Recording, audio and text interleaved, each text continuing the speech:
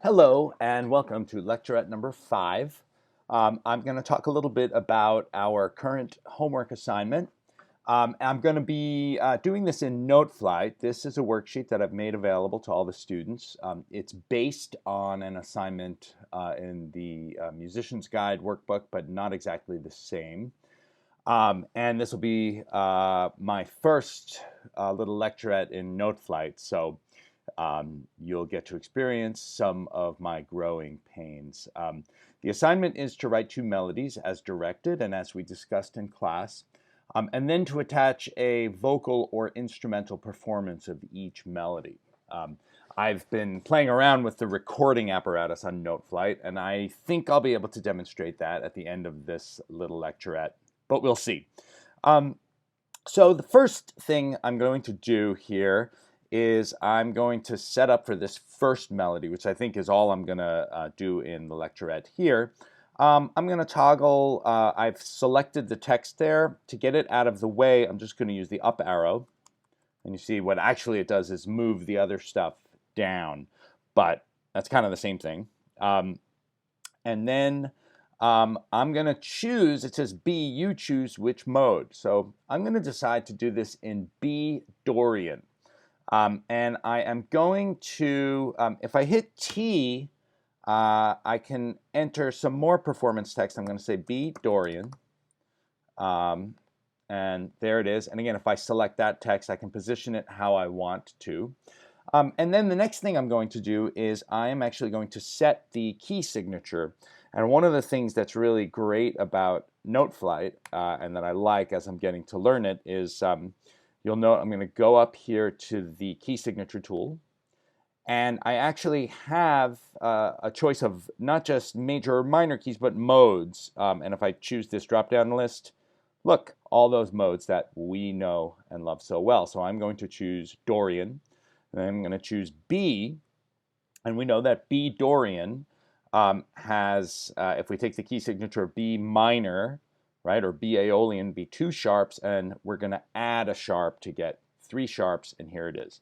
So now I'm pretty well set up to start writing my melody, and I'm going to start with some sustained notes. I'm going to start on a B, which is a good place to start, and let's see. There's my oops. Let's go. I entered that in the wrong measure. There's a B, and I want to just show you. We talked a little bit about some of the concerns of writing in 5/8. If I make this note longer, and I'm using the bracket, by the way, the right bracket makes things longer, left bracket makes them shorter. I can get to a half note. I can push comma, which is tie, enter another B. That is 5/8 note beats, but that's also a rhythm I never really want to see in 5/8. 5/8 is always divided up into 3 plus 2 or 2 plus 3. So what I'm going to do here is I'm going to try to stay in 3 plus 2 in this melody. So I'm going to go back over here. I'm going to hit the left bracket. I'm going to hit a dot, which is going to turn that into a dotted note. I'm going to hit comma. I'm going to arrow right and hit B and hit the right bracket. And that is what I would love for this bar to look like. And then I'm going to move to an F. And I hit F. It's in the wrong octave, so I'm going to hit Command up arrow. I'm going to hit the dot, the comma to tie, the F again. This time it gives me the right one and the right bracket.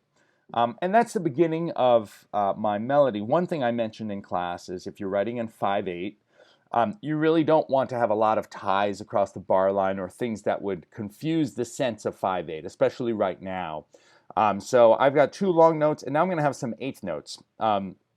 And let's see what I come up with here. I'm going to go bracket down to get it to an 8th.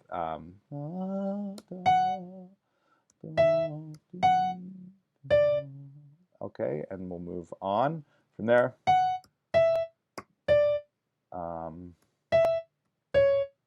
Maybe I'll repeat that part.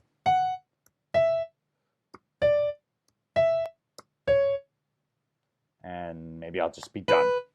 So there is, again, my little super exciting melody. Um, you'll notice I was working quickly and just typing in those notes, and I'm not sure if you can set the default beaming for a time signature like 5/8 in Noteflight, but these are not beamed the way I would like them to be. Sometimes vocal music might have these separate stems, but I don't like it here. So what I'm going to do is I'm going to go in, highlight this note, and if I hit the right curly bracket, which is, shift bracket, it will beam to the next note. I'll do it again. Also, if I go to a note on the right and I hit the left curly bracket, it will beam like that as well. And I'm just going to have to jump through and repeat that. And in fact, I'll show you something cool. If instead of entering these notes, since this is a repeat, if I just hit the R button, it repeats this measure and it overwrites what was already there. So now I have the correct beaming. Okay, so there's my little melody. We'll give it a listen, but I want to change the tempo. Quarter note equals 120 doesn't really mean anything in 5/8 because we're not so concerned with the quarter note. I mean, I suppose we could be since that's one of the values, but it's more the eighth note or maybe the dotted quarter that I want to give here. So I'm going to look for my tempo tool. I'm going to highlight all these measures, even the ones that I didn't use. I am looking, there's tempo, and I'm going to choose from this list. I'm going to put the dot on here. So this is now dotted quarter, and I'm going to choose 50, which is a nice slow tempo. Maybe that will help to make it sound a little bit more lyrical. And you notice here the tempo was changed to correspond to what I just selected. And now if I just highlight that note and hit the space bar, I should hear our little tune.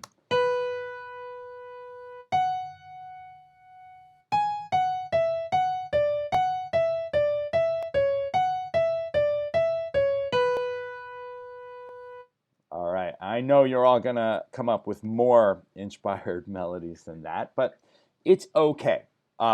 If I wanted to put some musicality into this, I could add some dynamics, right? Maybe this is forte, right? So if I hit, I think it's Command E.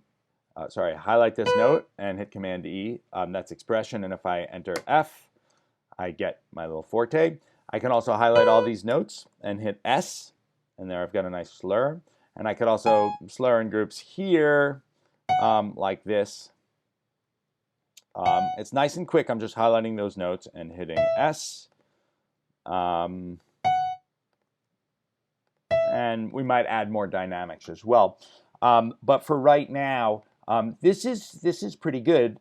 A couple of things to note. I did include this G sharp, very important. I had to include La to have the Dorian feeling here. And now I'm going to attempt to record a vocal performance of this. So I might practice it once. Do, sol, la, sol, fa, sol, me, sol, fa, me, sol. Oh, sorry. Sol, fa, me, fa, re, sol, fa, me, fa, re, do. Maybe I'll get it. We'll try. I'm going to hit record.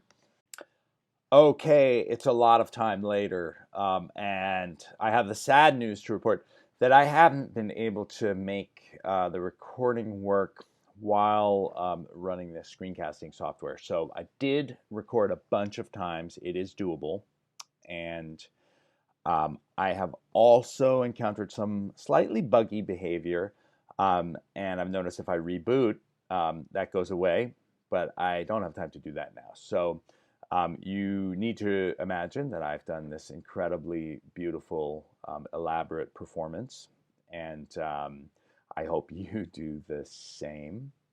And it's pretty much straightforward, but hard to make work when I have all these different things going on the machine so far.